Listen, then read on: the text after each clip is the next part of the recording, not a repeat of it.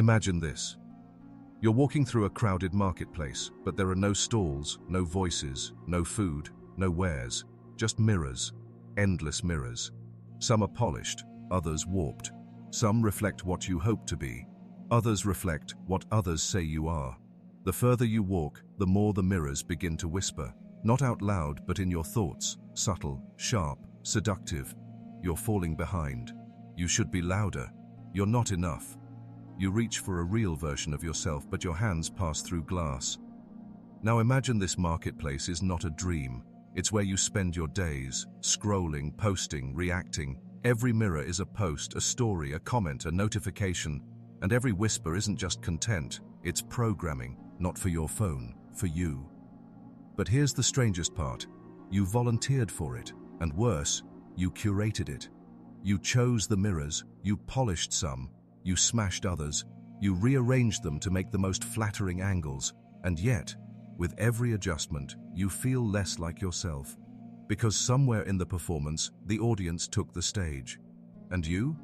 You became their echo. What do you actually believe? What would you think if no one was watching? Who would you become if you logged off, not just from the app, but from the identity you've been streaming to yourself? There's a disturbing contradiction built into modern life. The more tools we have to express ourselves, the less we know who we really are. The more connected we become, the more divided we feel inside. The more freedom to choose, the more we conform. You were told the internet was liberation, but maybe it was a trap, not a prison made of walls, but one of reflections.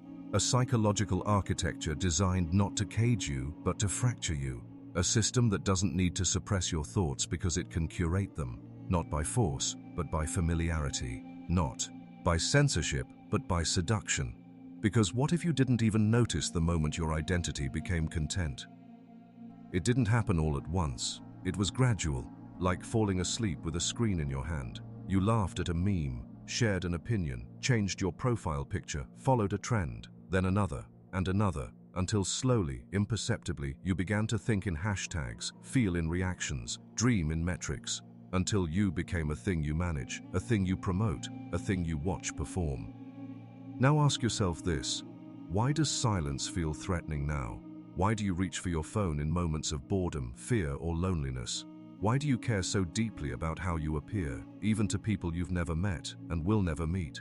There's a part of you, buried, bruised, and flickering like a weak signal, that remembers something more real, a version of you that didn't need to be seen to exist, that didn't have to be liked to feel worthy, that didn't live in comparison, competition, or constant exposure. But where did that part go? Is it hiding? Or has it been overwritten, like a file renamed so many times it's lost its original meaning? The internet didn't take your identity by storm, it invited you to trade it in, one like at a time, one comment at a time, one curated version of you at a time. And so now we must ask, what if the cost of being seen is forgetting how to see yourself? What if authenticity has become performance in disguise? What if identity in the digital age isn't discovered, but engineered? And more hauntingly, who profits when you don't know who you are? We're told the web gives us voices, but maybe it gave us scripts. We're told we're freer than ever, but maybe we've outsourced the very idea of selfhood to an algorithm that doesn't care who we are, only what keeps us scrolling. This isn't about deleting apps, or logging off, or FLing to a cabin in the woods. This is about waking up to the truth of what's happening, not just on your screen, but inside your psyche. You are not the content you consume. You are not the person your feed reflects. You are not your thoughts. If those thoughts were installed, not chosen. So then, who are you beneath the noise? And more importantly, how do you reclaim yourself in a world designed to distract you from you? Let's go deeper. You were not born knowing how to perform. You were born to be. But being, in its pure form, is quiet, and the modern world has no patience for quiet things. From your earliest moments, identity was not something you were allowed to discover slowly. It was something assigned. You were given a name, a culture, a set of values you never agreed to. You inherited expectations, beliefs, and fears not born from your soul, but passed down like hand-me-downs from a lineage of the uncertain. But then came the internet, and suddenly you could reinvent yourself. Or so you thought. At first, it felt like freedom. You could choose your words, your photos, your opinions, your tribe. You could rewrite your story, publicly, persistently, beautifully. But beneath the illusion of liberation, something insidious was forming, an externalization of the self, a quiet shift from identity as essence to identity as exhibition. To understand this shift, you have to look inward, not just psychologically, but philosophically.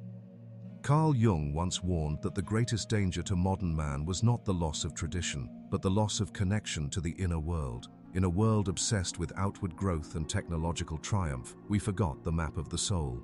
Jung called this the process of individuation, a lifelong unfolding of your true nature by confronting the shadow, that hidden part of you filled with disowned truths. But what happens when the shadow is no longer something you meet in silence, but something you broadcast? Social media doesn't suppress the shadow, it distorts it. You no longer repress your deepest wounds, you aestheticize them, package them, monetize them, turn trauma into content, turn anger into engagement, turn authenticity into a brand. And just like that, you lose the inner witness, that quiet voice within you that sees without judging, feels without performing. Now it's all for the mirror. But a mirror is not a self, it is a feedback loop, and the more you stare into it, the more you conform to its expectations.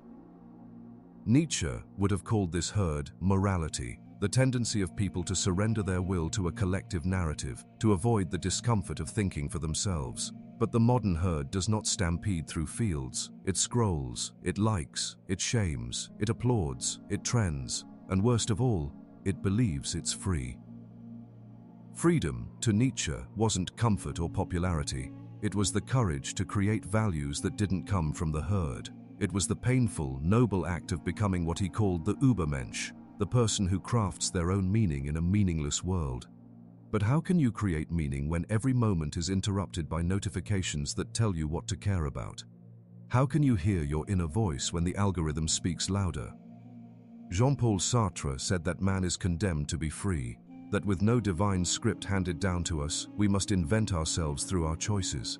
Yet the internet complicates this existential project, because now your choices are no longer between authenticity and conformity, they are between curated versions of conformity. Pick your aesthetic, pick your politics, pick your tribe, but don't you dare go silent, don't you dare unplug, because in this new arena, to disappear is to die socially, and so you stay connected.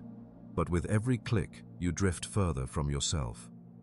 This is not a mistake in the system, it is the system. As Aldous Huxley foresaw, the future would not be shaped by oppression, but by pleasure, not by Big Brother, but by endless distraction, not by pain, but by comfort so constant it erodes the soul. We were warned that we would be silenced, but instead we were drowned in content, in noise, in false choices. We are not censored. We are overstimulated, and in that overstimulation we become fragmented. Every social platform is built on one psychological premise: you are not enough as you are. But you could be, if only you posted more, shared more, performed more. This is the logic of addiction, of internalized inadequacy, of chasing validation through external approval rather than inward integration. And what does this do to your psyche? Let's borrow from depth psychology for a moment. In the absence of true introspection, the self begins to dissociate. You create avatars of yourself, some noble, some cruel, some terrified, some triumphant, and over time, these masks begin to compete. The person you are online becomes different from the person you are in solitude. The person you present in one community contradicts who you are in another. This creates ego fragmentation, a split between the face you show and the truth you hide. And the most dangerous part? You forget which one is real. Arthur Schopenhauer believed that identity was not something you have, but something you constantly battle to maintain against the chaos of the will. The will to survive, to be seen, to matter is relentless, and in the age of the internet, the will has been commodified. You no longer seek truth, you seek visibility. You no longer ask, "Who am I?" You ask, "How do I look doing it?" This leads to what Viktor Frankl might call an existential vacuum, a hollow space inside the self, born not from pain, but from purposelessness. When life becomes performance, purpose becomes likes. And when the likes stop coming, you are left with the terrifying question, was any of it real? This is the hidden architecture of the internet. It does not steal your identity by force. It gets you to abandon it, willingly, eagerly, even proudly. And once you've done that, it offers you 1,000 masks to wear. But none of them will fit, because none of them were made for your soul. They were made for engagement. And so, we return to the central paradox. In the age of infinite expression, you lose yourself not by hiding, but by always being seen. Because being truly seen means revealing something no one can like or share, your actual, imperfect, mysterious self. And that self is not a product, it is not a post, it is not a reaction, it is a silence, a stillness, a flame you must protect from the winds of spectacle. But how do you protect something you barely remember? How do you reclaim a self you handed away, one dopamine hit at a time? The tragedy is not just that the internet distorts your identity. The tragedy is that it convinces you this distortion is your identity. You become the curator of your own erasure. You manage the performance of your own forgetting. And unless you see it, truly see it, you'll keep polishing the mask, thinking it's a mirror. There's something unsettling about a prison with invisible walls. You can't protest what you cannot see. You can't escape what you've come to accept as normal. And that's precisely what makes the consequences of the internet's identity hijack so dangerous. They don't feel like oppression, they feel like life.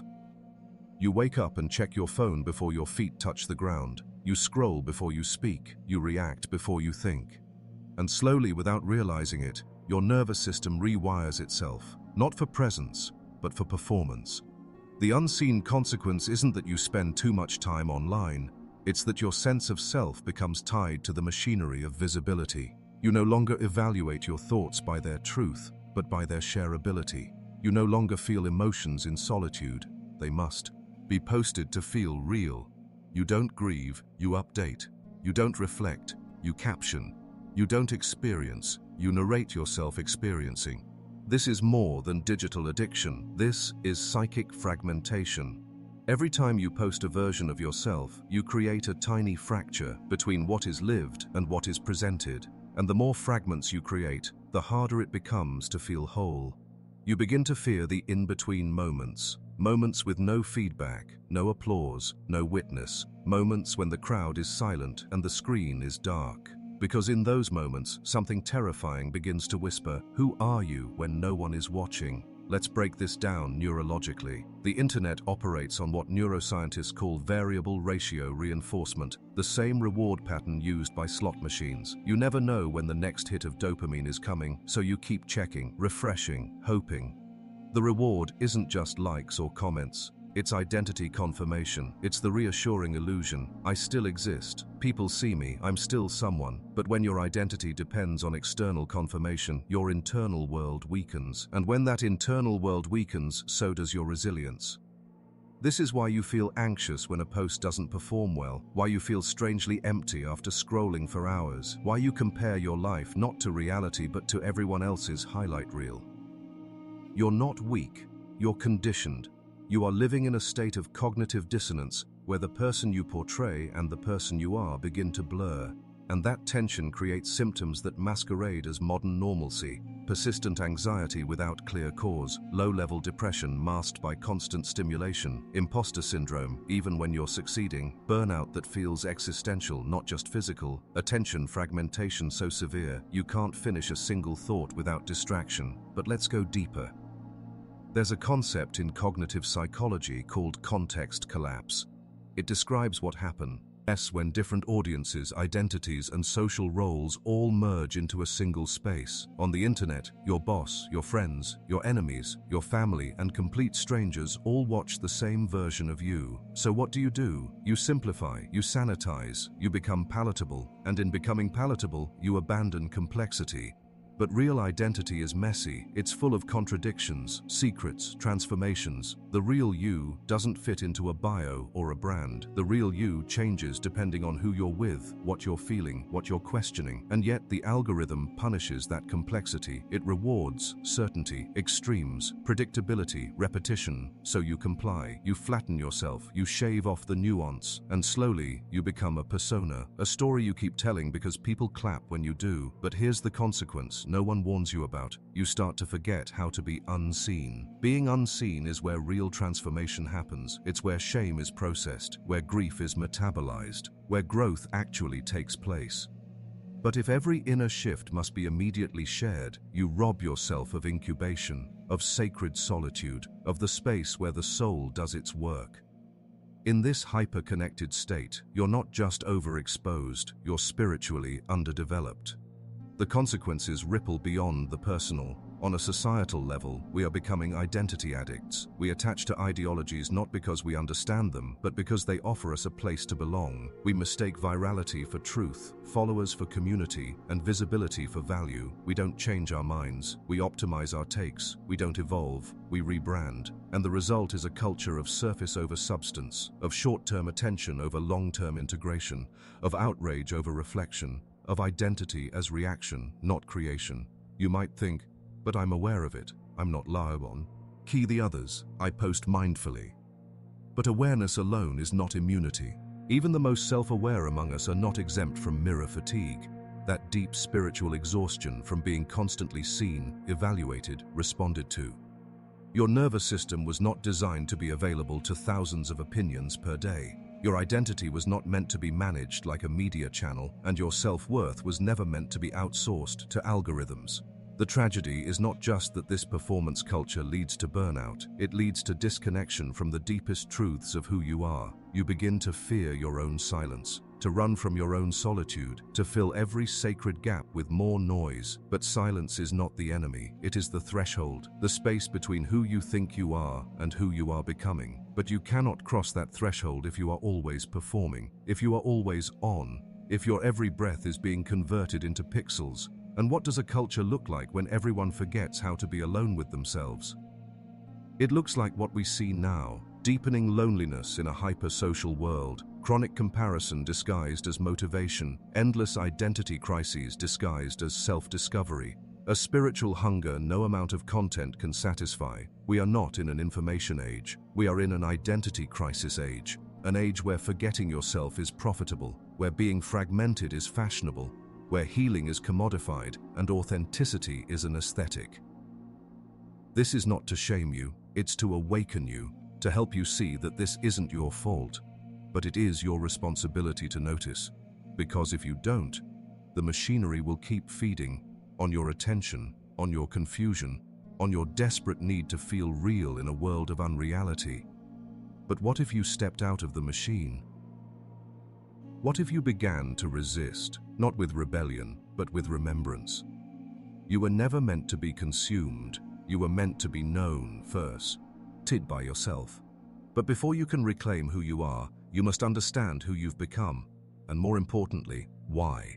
You don't need to burn the system to the ground. You don't need to throw your phone into a river or renounce technology or vanish into the forest to reclaim yourself. Rebellion, in this age, looks very different from what you've been taught. It's not loud, it's not dramatic, it doesn't wear black and shout into microphones. Rebellion today is spiritual, internal, inward. It begins the moment you realize, I am not the identity I've been performing, and it deepens the moment you choose to stop feeding the version of yourself that was built for approval. But here's the hard truth. The internet doesn't have a delete button for the self you've constructed. You can't erase it. You can only outgrow it. That's what real freedom looks like now.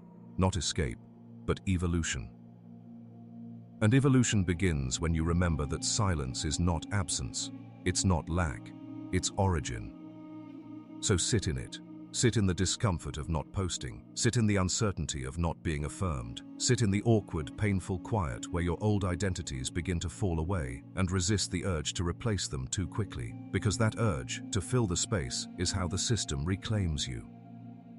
Remember this, you are not obligated to comment, you are not required to explain, you are not a node in the digital hive, you are a consciousness becoming aware of itself, and that realization is dangerous, not to you, but to the system. Because a person who knows themselves cannot be sold a false self, a person who thinks deeply cannot be manipulated by shallow trends, a person who remembers their essence cannot be programmed like code. So how do you break free? You begin by doing something radical in its simplicity. You pause.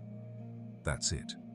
You pause before you react, before you post, before you share, before you seek feedback. In that pause lives your entire revolution, because in that pause you shift from being reactive to being conscious, from being curated to being real, from performing to witnessing. Carl Jung spoke of the importance of withdrawing projections. He said, we see in others the parts of ourselves we cannot yet face. But what if the entire internet has become a canvas for those projections? When you feel envy online, pause. Is it envy, or is it the forgotten dream you abandoned to be safe? When you feel anger, pause. Is it real rage, or is it unprocessed grief waiting for you to finally sit with it? When you feel empty, pause. Is it boredom, or is it the faint sound of your soul knocking? This is what rebellion looks like now, radical honesty with yourself, not performative healing, not aestheticized growth, but the gritty, lonely, terrifying task of meeting who you are beneath the noise. It means sitting with the shadow, not turning it into content. It means creating without seeking applause. It means thinking thoughts that will never be liked, never be shared, and never trend, because they are yours and they are true. Nietzsche once wrote, "He who has a why to live for can bear almost any how." But most people today have no why. They have whos. Who's watching me? Who liked me? Who ignored me? They have hows. How do I look? How do I succeed? How do I win the algorithm? But they don't have why.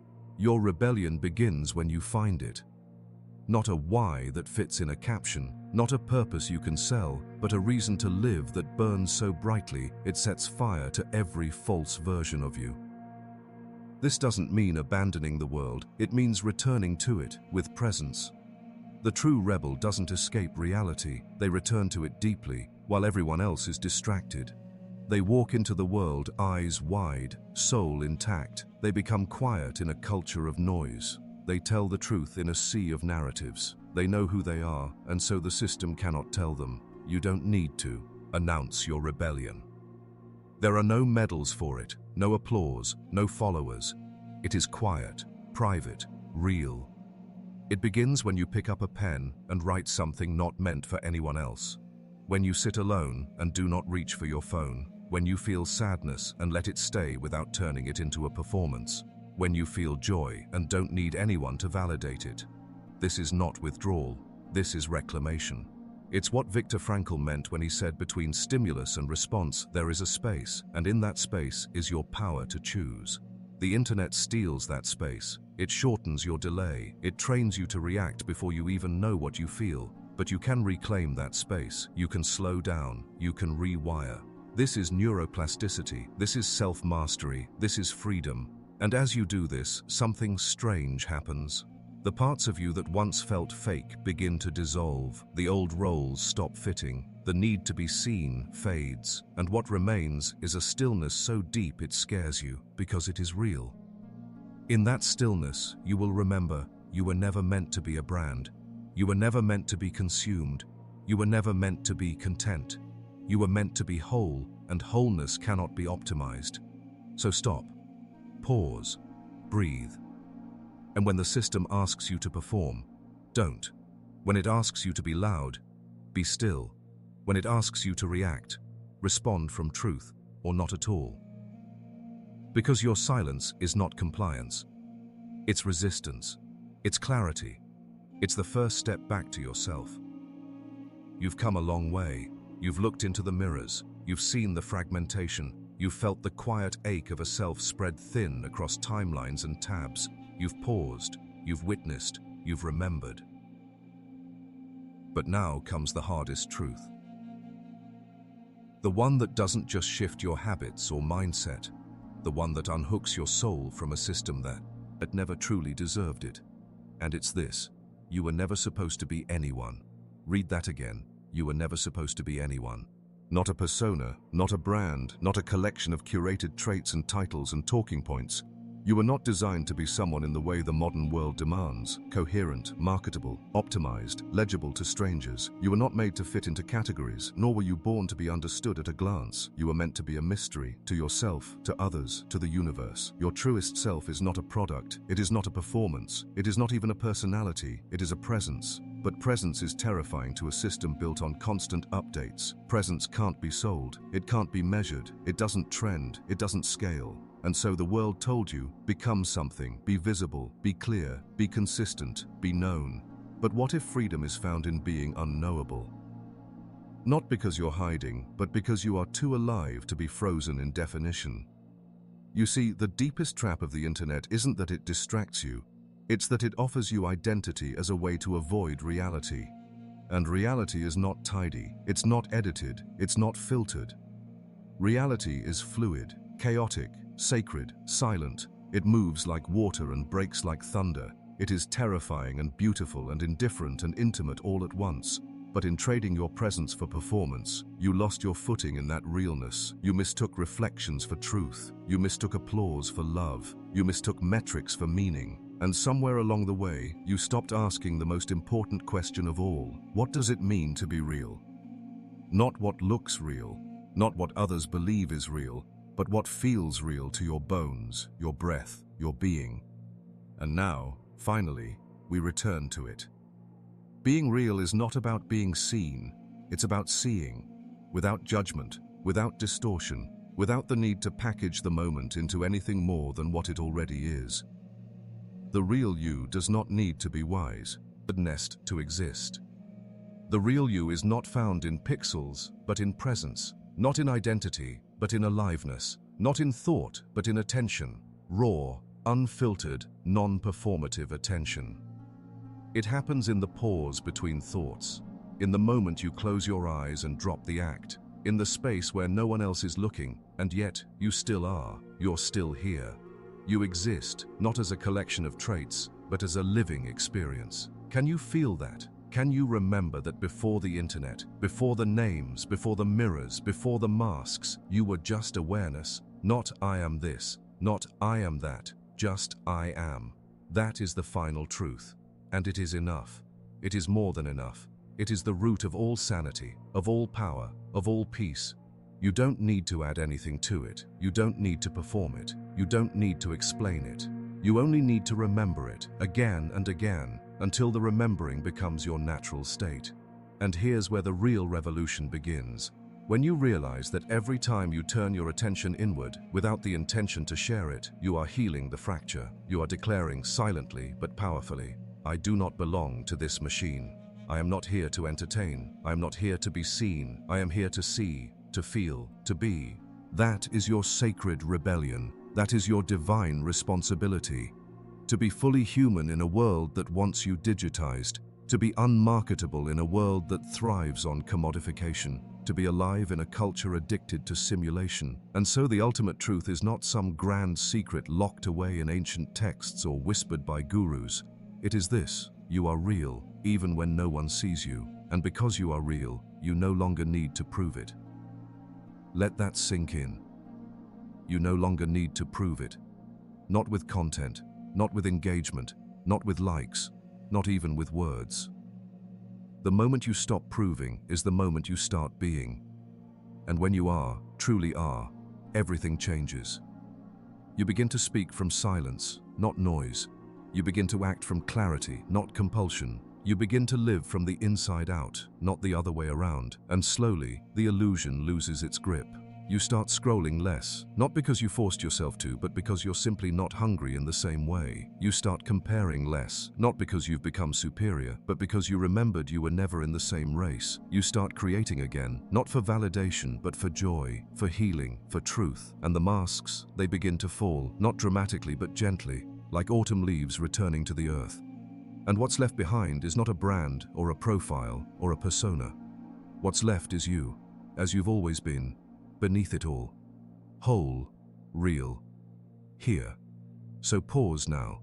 Close the loop. Let the final echo of the mirrors dissolve. There is no one to impress anymore, no version of you to maintain, no algorithm to please. There is only this breath, this heartbeat, this moment, and that is the beginning of everything.